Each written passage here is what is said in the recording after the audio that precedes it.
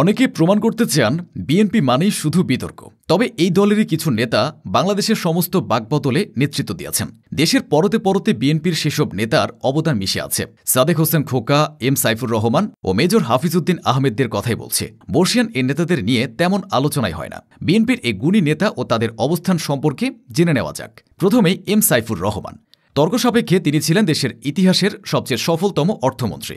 সংসদে ১২টি বাজেট উত্থাপন করে গড়েছিলেন অনন্য এক নজির। এম সাইফুর রহমান ১৯৭৯ থেকে ১৯৮১ ও ১৯৯১ থেকে ১৯৯৬ সালে বিএনপি সরকারের অর্থমন্ত্রী এবং ২০০১ থেকে ২০০৬ সালে অর্থ ও পরিকল্পনা মন্ত্রী হিসেবে দায়িত্ব পালন করেন। তার প্রবর্তিত ভ্যাট, কর ব্যবস্থার সংস্কার, শিল্প ব্যবস্থায় প্রাইভেটাইজেশন এবং উন্মুক্ত বাজার ব্যবস্থা বাংলাদেশের অর্থনৈতিক অবস্থার আমূল পরিবর্তন সাধন করে। বলা যায়, তলাবিহীন ঝুড়ি থেকে বাংলাদেশকে একটি মর্যাদাশীল রাষ্ট্রে পরিণত করতে অসামান্য অবদান রেখেছেন তিনি। পাশাপাশি নিজ বিভাগ সিলেটের উন্নয়নে সাইফুর রহমান ব্যাপক উদ্যোগ গ্রহণ করেছিলেন। সিলেট বিভাগের চারদিকে এখন পাকা সড়ক, ব্রিজ, কালভার্ট আর অত্যাধুনিক স্থাপনা ও স্কুল কলেজের সুউচ্চ ভবন, এসবই তার অবদান। সাদেক হোসেন খোকার কথাটা না বললেই নয়। মুক্তিযুদ্ধ, ক্রীড়াঙ্গন, দেশ গঠনের রাজনীতি এবং নগর পরিচালনা, সাদেক হোসেন খোকা সবখানেই ছিলেন। নিজের সময় তিনি ছিলেন বিএনপির সবচেয়ে জনপ্রিয় নেতাদের একজন। ৮০ দশকে বামপন্থী রাজনীতি ছেড়ে বিএনপিতে আসার পর গণতন্ত্র পুনরুদ্ধার থেকে শুরু করে সাংসদ বা মন্ত্রী হওয়া,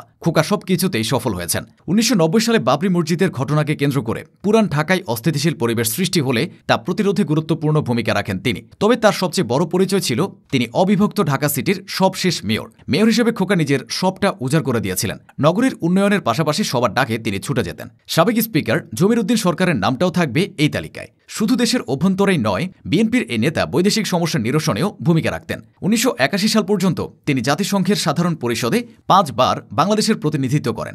আন্তর্জাতিক আইনের জটিলতা থেকে শুরু করে নিরস্ত্রীকরণের গুরুত্বপূর্ণ বিষয় এবং মধ্যপ্রাচ্যের চির অধরা শান্তি প্রক্রিয়া পর্যন্ত তার অবদান অবিস্মরণীয় হয়ে আছে। অতীতে বিএনপির হয়ে রাজনীতি ও জনসেবায় নাম কুড়িয়েছেন এমন আরেকজন হলেন AQM বদরুদ্দোজা চৌধুরী। একটা সময় বিএনপি ছেড়ে দিলেও তার কাজগুলো এখনও আলোচিত।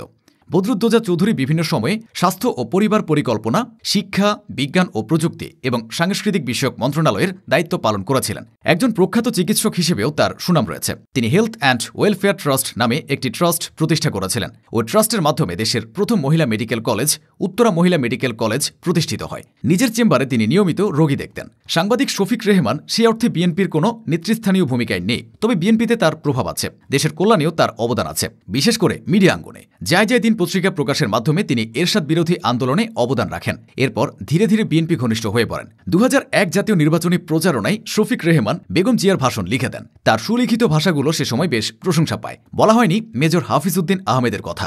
একটা সময় মেজর হাফিজ ছিলেন সেনা কর্মকর্তা।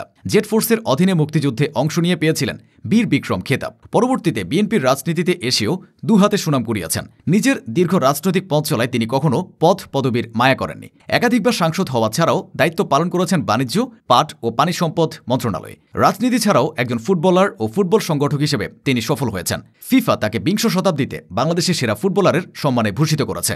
বরেণ্য এই ব্যক্তিরা দেশের পাশাপাশি বিএনপির রাজনীতিকে এগিয়ে দিয়েছেন।